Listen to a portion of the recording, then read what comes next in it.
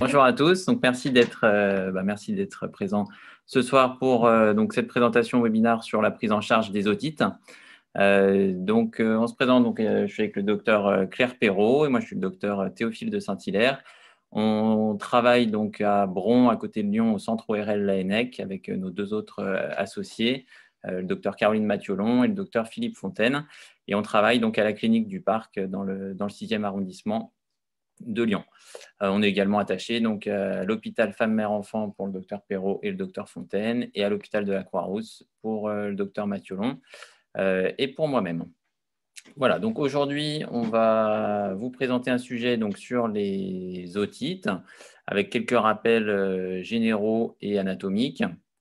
Ensuite, donc, on détaillera les otites externes, les otites moyennes aiguës, les otites séromuqueuses. On vous fera quelques notions d'indication chirurgicale et puis enfin donc, la conclusion avant de répondre à vos questions si vous en avez. Alors, donc, en généralité, l'ORL est une spécialité très vaste, médico-chirurgicale pour la plupart des ORL, qui concerne à la fois donc, le nez, la gorge pour la partie cervicale et les oreilles, donc pour le sujet qui nous intéresse aujourd'hui. L'oreille, donc anatomiquement, on la divise en 3 compartiments, donc le compartiment externe, le compartiment moyen et le compartiment interne.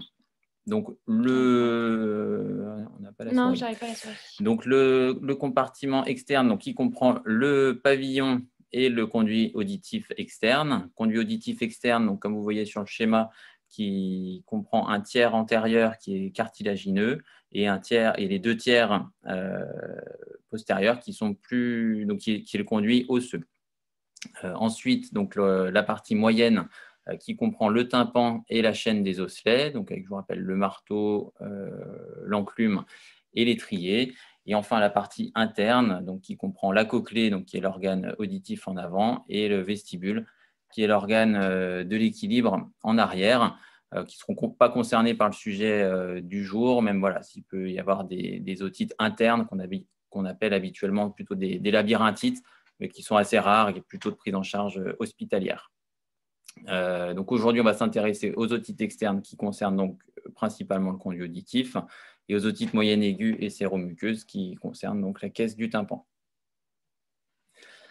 Donc les otites externes sont une pathologie très fréquente qui surviennent souvent dans un contexte de baignade l'été, donc baignade en lac ou dans l'océan en général. Il y a des terrains favorisant, en particulier l'eczéma du conduit auditif externe, qui rend le conduit très sec et qui favorise les infections, les bouchons de cérumen non traités, les terrains d'automycose, les facteurs de risque personnels des patients, donc comme le diabète, l'immunodépression, qui sont des facteurs de risque d'otite externe et qui peuvent favoriser également l'évolution vers des otites externes nécrosantes, ou qu'on appelle aussi otites externes malignes, qui sont potentiellement très graves, donc qui correspondent à des ostéites et qui sont de prise en charge également hospitalière avec des antibiothérapie intraveineuses et avec des risques importants d'évolution vers des méningites ou des complications endocrâniennes. Donc, il faut toujours se méfier des otites externes chez les patients immunodéprimés ou diabétiques. Cliniquement, c'est assez facile à reconnaître en général. C'est une otalgie assez intense avec une douleur à la palpation du tragus, une otorrhée qui peut être plus ou moins sale et fétide. Le diamètre du conduit auditif externe, il est rétréci, voire complètement sténosé parfois, et c'est souvent assez difficile voire impossible en général, de voir le tympan. Il peut y avoir également donc, des adénopathies, souvent prétrachiennes, parfois cervicales. Voilà, là, on vous a mis donc quelques photos, donc pas forcément d'otite externe, mais quelques photos d'autoscopie. Donc, en haut à gauche, c'est plutôt un eczéma du conduit auditif, avec un conduit, vous voyez, très rouge, très sec, inflammatoire, avec sans doute un début d'infection avec des sécrétions un petit peu sales, donc qui va probablement évoluer vers une otite externe si on le traite pas.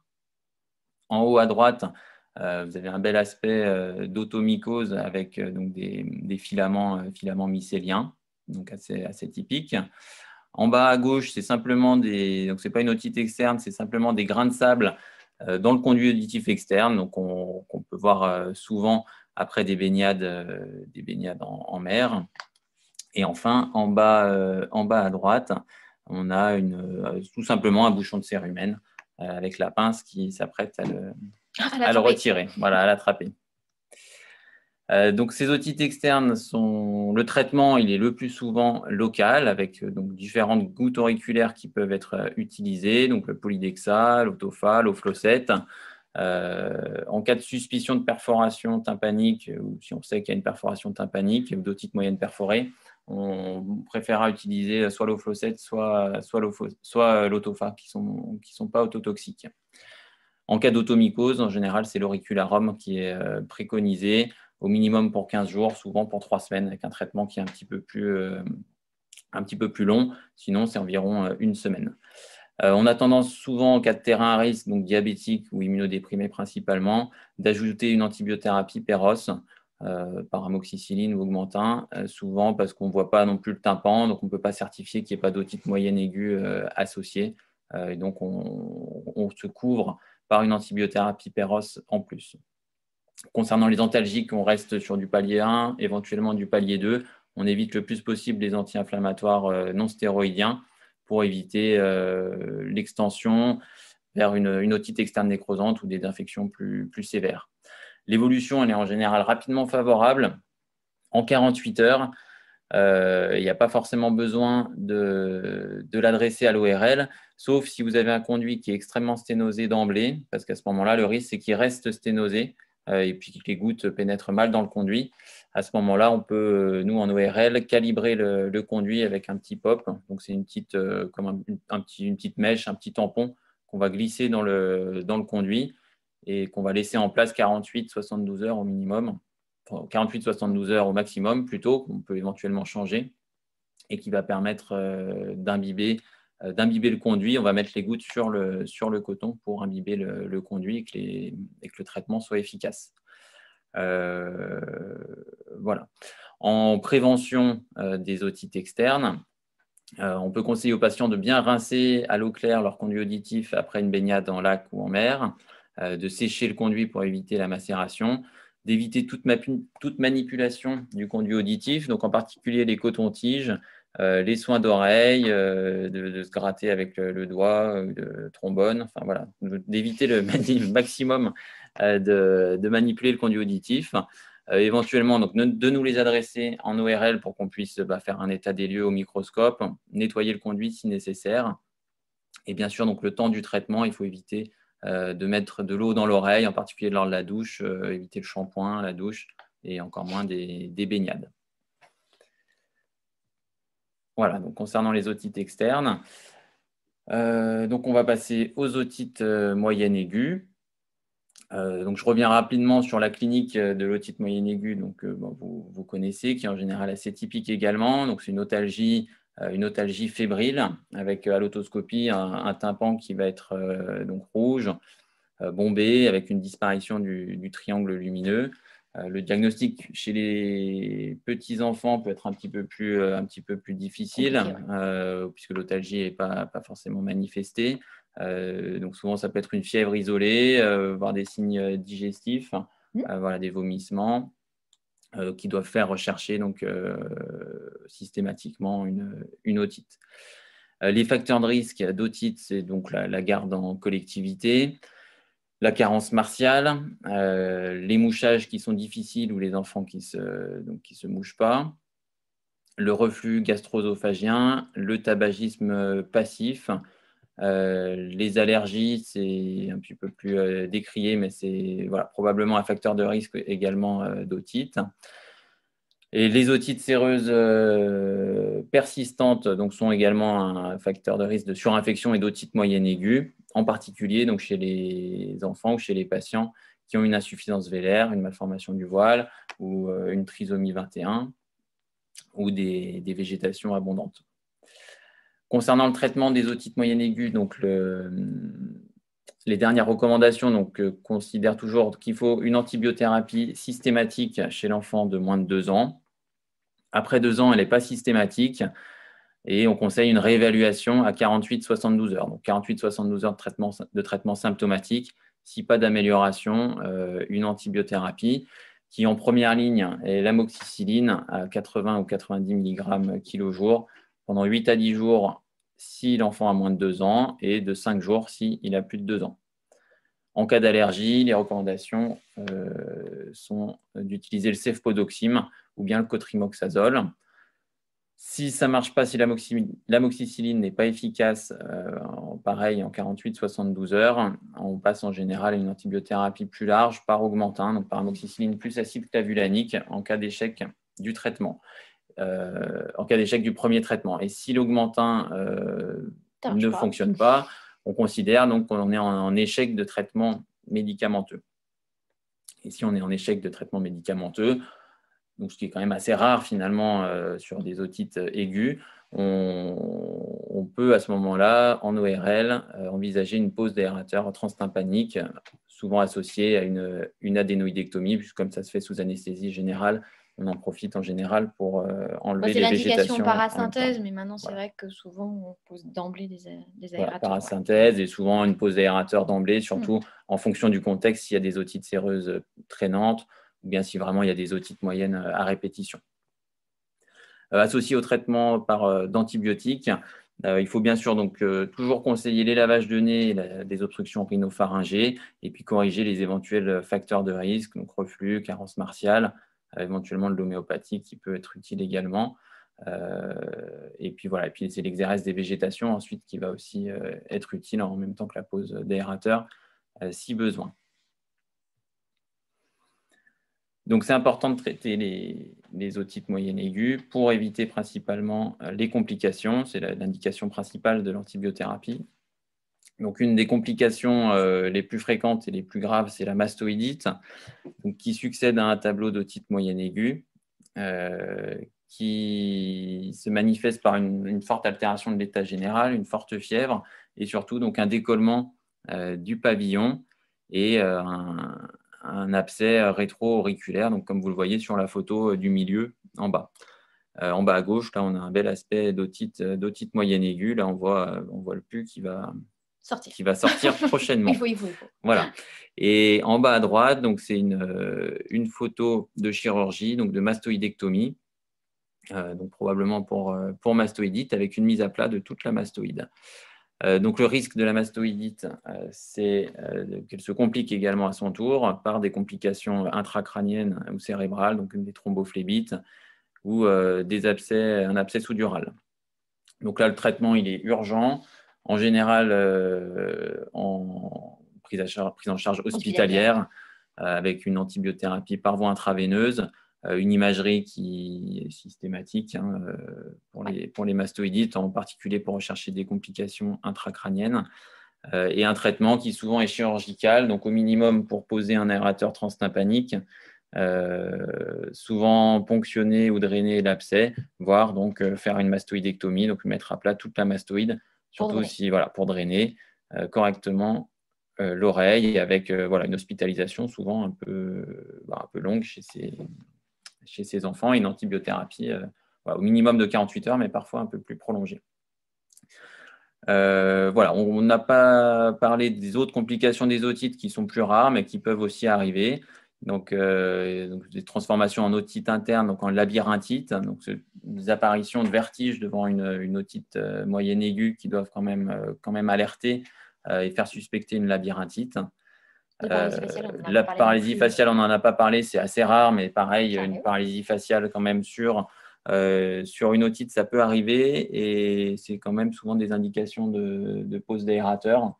Donc, il faut les adresser à un ORL en urgence. Enfin, toute otite finalement qui se complique d'une paralysie faciale, d'une mastoïdite, d'une labyrinthite, ou qui est hyperalgique ou qui ne passe pas, doit nécessiter un avis ORL pour éventuellement une prise en charge chirurgicale. Donc je vais passer la parole au docteur Carpero pour la suite de la présentation. Alors du coup, il y avait les otites externes, on est plutôt à l'extérieur, on a les otites moyennes aiguës qui étaient infectieuses et aiguës. Puis là, on va plutôt parler de ce qui va être un petit peu plus chronique et ce qui va pouvoir nécessiter d'un traitement chirurgical. Sur les otites séromuqueuses, c'est un tympan qui ne va jamais redevenir normal, au moins pendant 3 mois. C'est difficile à voir en consultation. Nous, on a un joli microscope. Nous, voilà, on y arrive, bien sûr. Mais c'est vraiment, on trouve que c'est un des diagnostics les plus difficiles, notamment même au microscope. Parfois, c'est pas de temps évident. en temps, on a des surprises en disant bah, c'est pas mal. Et au final, non, il y a une bonne otite séreuse. Donc, c'est vrai que ce n'est pas un diagnostic qui est facile. Après, il y a surtout la clinique qui va jouer aussi. Souvent, les enfants ont un syndrome obstructif associé. Je ronfle, je ne me mouche pas, j'ai le nez tout le temps pris. Et c'est des enfants qui souvent font répéter parce qu'une otite séreuse, ce que je dis aux parents, c'est du liquide derrière le tympan, vous mettez de l'eau dans un tambour, ça résonne moins bien. Ben là, c'est la même chose. Donc, c'est un enfant qui est parfois un peu dissipé, qui n'écoute pas les consignes, qui parle fort, donc des troubles de comportement à l'école. À partir du moment où les parents ont un doute sur l'audition, de toute façon, on est là pour contrôler. On peut tomber sur une otite séreuse ou autre chose. Et puis, ça, des otites séreuses qui vont traîner, il y a aussi les troubles de l'articulation, des retards de langage qui peuvent s'associer. Au niveau de l'audition, c'est en général une transmission entre 30 et 40 décibels, c'est assez variable en fonction de l'épaisseur du liquide, donc ce qu'on appelle la glu, qui est rétrotympanique. Les prises en charge, on le dit 25 fois par jour, c'est de se moucher. Mouchage, tout simplement, ça arrive chez les enfants parce que la trompe de sage est beaucoup plus horizontale que chez l'adulte, parce qu'ils sont en collectivité, parce qu'ils ne savent pas se moucher. Donc, c'est très inflammatoire, donc ça va vers les oreilles. Donc, on leur dit, il faut se moucher. On essaie de leur faire passer le message de mimétisme, de souffler sur des petites balles de ping-pong, de souffler avec des pailles, parce que plus vite ils vont arriver à se moucher, plus vite ça va aller. En plus de ça, mais nous, en tant qu'ORL, on aime bien la cortisone. Hein. C'est comme ça, on n'aime pas les anti-inflammatoires, mais on aime bien la cortisone. Donc, parfois, sur des importantes otites séreuses, on peut donner une association antibiocorticoïde, corticoïde par voie nasale, corticoïde féroce. Et puis, bien sûr, on les contrôle. Souvent, on fait un traitement, on contrôle. Si ça ne passe pas, et à ce moment-là, c'est une prise en charge chirurgicale de pose de diabolo dont on parle. Les diabolos sont les aérateurs courte durée qu'on met le plus souvent en première intention. Et plus ou moins, s'il y a effectivement une hypertrophie des végétations, on les opère des végétations dans le même temps. Alors, plusieurs aspects, bien sûr, là c'est super joli, on voit super bien, hein, c'est des images de microscope. En haut à gauche, c'est un tympan qui est normal. À noter peut-être juste une petite rétraction aticale, mais c'est bien ventilé, la caisse est bien claire. Quand vous regardez à droite, le tympan a une petite tendance à se rétracter et puis on voit un espèce de petit liquide derrière qui est un petit peu jaune, ça témoignant d'une otite séreuse. Quand on va regarder en bas à gauche, on a ce qu'on appelle les bulles rétrotympaniques qui vont aussi se présenter quand il y a une pression qui va être négative. Dans l'otite séreuse, on en voit quand même pas régulièrement. Hein. C'est pas le plus classique, c'est hyper décrit. On n'en voit pas, c'est pas le plus fréquent comme dit Théophile. Et puis en bas à droite, c'est une évolution un petit peu aussi de l'otite séreuse qui a peut-être pas été traitée avec une rétraction au niveau du tympan qui témoigne probablement d'une ventilation nasale qui n'est pas suffisante. Et du coup, avec la pression, ça va aspirer le tympan à l'intérieur. Donc là où il y a la petite flèche noire, en fait, c'est l'enclume qu'on voit au travers, qu'on peut voir au travers du tympan, mais pas aussi bien. Là, il n'y a pas de perforation, c'est juste le tympan qui est rétracté et puis qui est rétracté aussi dans sa partie aticale. Alors, du coup, on est ORL et puis on est chirurgien ORL aussi. Alors, on a des indications chirurgicales. Celle des végétations, on va vous parler surtout, celle des végétations et des poses d'aérateurs. Les végétations, l'adénoïdectomie, on propose en général quand il y a des rhinopharyngites extrêmement répétés. L'enfant, il est enrhumé tout l'hiver, une fois par mois. Ça traîne, ça a du mal à passer, ça se complique d'otite. On met un traitement, ça ne passe pas. il a de temps en temps un facteur aggravant ou associé, c'est l'asthme, c'est l'hyperactivité bronchique, où en fait le fait d'avoir des végétations, c'est un foyer inflammatoire, c'est un foyer infectieux en plus. Du coup, c'est un petit peu un cercle vicieux chez ces enfants-là. Et puis les végétations, l'adénoïdectomie, ça justifie aussi quand elles sont hypertrophiées, et puis ça retentit sur les oreilles avec des otites répétées, une otite séromuqueuse. Alors maintenant, on ne fait plus de radiographie du cavum, on leur fait une nasofibroscopie.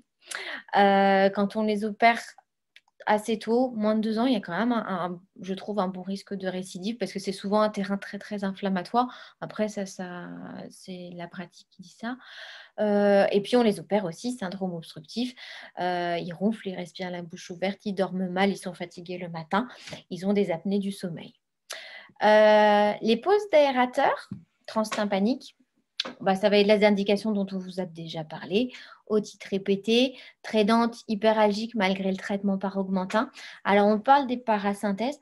Les parasynthèses, ça se fait après, nous, comme on est à l'hôpital mère-enfant, par expérience, la parasynthèse, souvent, on leur pose des aérateurs d'emblée. C'est douloureux, la parasynthèse, c'est parfois difficile. Ça ne donne pas super bons résultats. De temps en temps, de leur poser des aérateurs en semi-urgence, ça permet de résoudre plus rapidement le problème. Les tympans qui coulent, là, en fait, il y a des otites moyennes aiguës, puis c'est perforé. Si c'est perforé et ce de façon régulière, c'est probablement qu'il y a besoin que ça se draine aussi. Et puis, c'est qu'on n'a jamais un tympan qui est normal. Il n'est jamais normal. Et puis, l'enfant a tout ce qui va être avec retard de langage, surdité de transmission témoignant d'une otite séromuqueuse. Et l'indication, le drainage en urgence sur la mastoïdite. Tout ce qui va être prise en charge hospitalière, on ne vous en a pas trop parlé parce qu'on est plutôt axé sur le libéral. On précise aux parents, ce n'est pas parce qu'il a des aérateurs qu'il ne fera pas d'otite. Ça n'empêche pas les otites, mais ça souvent diminue le nombre parce qu'en fait, le tympan, il redevient plus rapidement normal. S'il y a besoin, ça se draine. Et on précise aussi, vu que c'est perforé, il y a un risque que ça coule. Donc à ce moment-là, les otites ne donnent pas forcément fièvre, enfant grognon, c'est juste que ça coule. Et à ce moment-là, c'est accessible au traitement par voûte auriculaire. On vous a mis des petites photos. On n'a pas la flèche, mais bon, en gros, en haut à gauche, il est un peu grand, hein. C'est pour ça qu'il ne bouge pas trop, c'est pour ça qu'on a pris la photo. Donc ça, c'est le type de nasofibroscopie, on va les regarder. Donc les végétations, c'est la petite photo en haut à droite, c'est hypertrophié, c'est inflammatoire, ça va boucher plus ou moins l'arrière du cavum. Donc ce qu'on explique aux parents, voilà, il y a la zone des végétations qui est derrière le nez, qui est tout à fait presque au contact de la trompe d'Eustache. C'est ça qui va favoriser un petit peu les otites. Et puis, les amygdales, c'est autre chose. Ce n'est pas tout à fait le même type de prise en charge, les mêmes indications. Donc, ce qu'on leur explique, voilà le petit schéma en bas à droite. Ça reste la même technique depuis des années. Je ne crois pas que ça ait vraiment changé. Je ne crois pas. Je ne crois pas. Petite curette, on passe par la bouche, on gratte derrière le nez, on va enlever globalement 80% des végétations et au moins la partie la plus superficielle qui est celle qui est souvent colonisée avec des biofilms et qui entretient un petit peu l'inflammation, les rhinites chroniques. Les aérateurs, jolie photo, moi aussi. Plusieurs types quand vous regardez la photo en haut à gauche. Donc, il y en a en général bleu, blanc, un petit peu plus foncé là, et puis vert. On va poser ce qu'on appelle les diabolos, donc ceux qui sont par exemple là en bas à droite blanc, au milieu en bas aussi c'est un courte durée. Donc c'est des aérateurs dits diabolos parce que ça a la forme un petit peu du diabolo, qui sont petits et qui vont s'expulser tout seuls. Donc en général entre 6 mois et 1 an et demi, la moyenne c'est 1 an.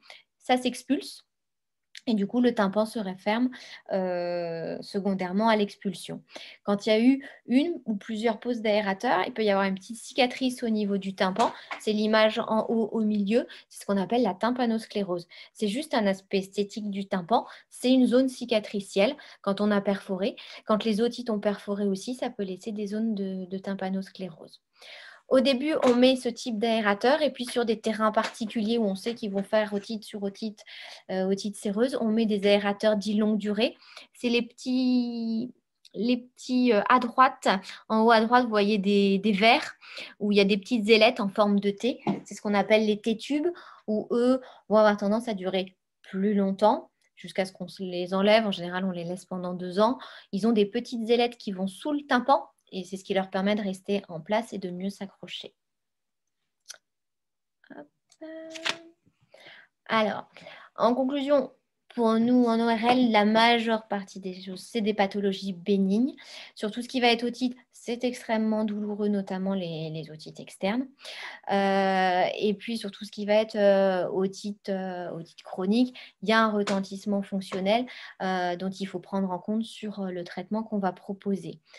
En globalité, en généralité, le traitement va être essentiellement local pour les otites externes, général pour les otites moyennes aiguës. Si les otites séreuses persistent ou qu'il y a des otites répétées, on va aller vers un traitement chirurgical. Là, on vous avait fait juste parce que souvent on nous pose la question qu'est-ce qu'on peut mettre, qu'est-ce qu'on ne peut pas mettre. Il y a plein d'autres gouttes auriculaires disponibles. Après, on vous donne nos habitudes qu'on a là. Voilà, on utilise régulièrement. C'est sûr que quand il y a un doute sur une perforation ou une vraie perforation, on préfère souvent l'oflocète, l'ofloxacine, où il y a une forme avec de la dexaméthasone qui est le siloxadex, qui est bien utile quand c'est très inflammatoire, quand il y a une myringite associée. Ça permet aussi d'assécher un petit peu les granulomes qu'on peut avoir au niveau des aérateurs. Quand il n'y a pas de perforation, il y a tout ce qui va être polydexa qui peut être utilisé dans les otites externes. Les otomycoses, on va préférer soit l'auricularum, dilué ou pas dilué. Toi, tu dilues avec du sérum ou pas? Ça dépend, ouais. Moi, j'ai une petite tendance à vouloir diluer parce que sinon, je trouve que ça fait beaucoup de croûte au niveau des conduits. Et puis, l'oxygéné boraté, c'est une préparation en pharmacie qui marche bien également pour assécher toutes les otorrhées, notamment avec les mycoses. Le lavage de nez, on leur dit eau salée, sérum physiologique, spray nasal, d'eau de mer. Il y a le système Rhinohorn avec une petite corne qui permet des bons lavages de nez. La marque Respimer avec des sachets de sel qui est bien indiqué dans les rhinites aussi, chez les adultes, les rhinites, les polyposes, etc. Parce que c'est un bon lavage de nez. Donc forcément, chez les petits, on ne peut pas leur mettre de vasoconstricteur. Et tout ce qui va être corticoïde nasal, il n'y a pas d'autorisation de mise sur le marché avant 3 ans.